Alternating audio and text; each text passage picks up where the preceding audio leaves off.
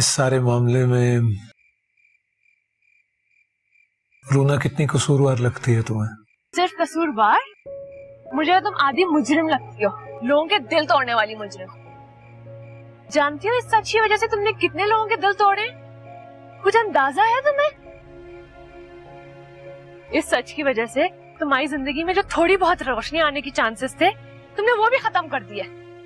बैठी रहना इसी चर्च के आगे अब सारी जिंदगी, मोमबत्तियां जलाना, खुद भी जलती रहना उन्हीं मोमबत्तियों की तरह, और खाक उड़ाना अपने पछतावों की।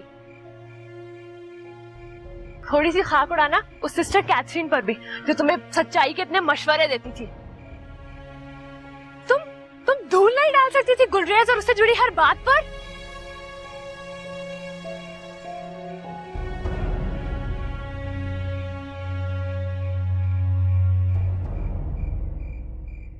झूठ की धूल सच के आईने को ढक जरूर सकती है, लेकिन वक्त की बारिश उस आईने को धोकर आपके सामने लाकर खड़ा कर दे।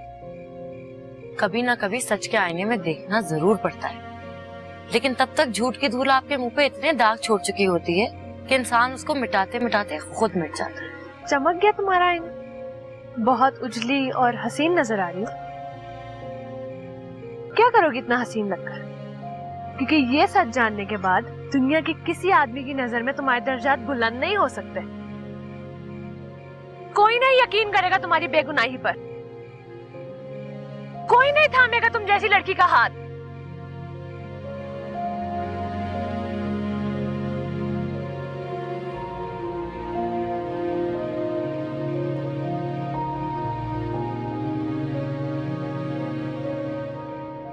मोहब्बतें थक जाती हैं ज़ैन, हार जाती हैं साजिशों के आगे।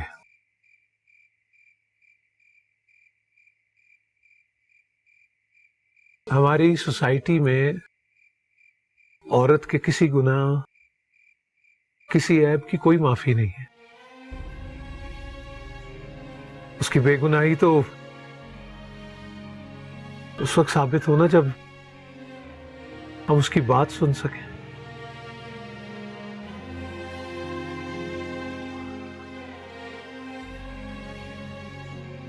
हमें सच की एक्सेप्टेंस नहीं है।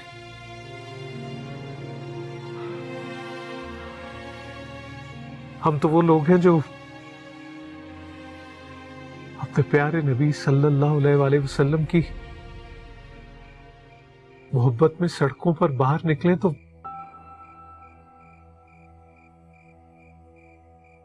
वो भी साजिश का शिकार हो जाता है।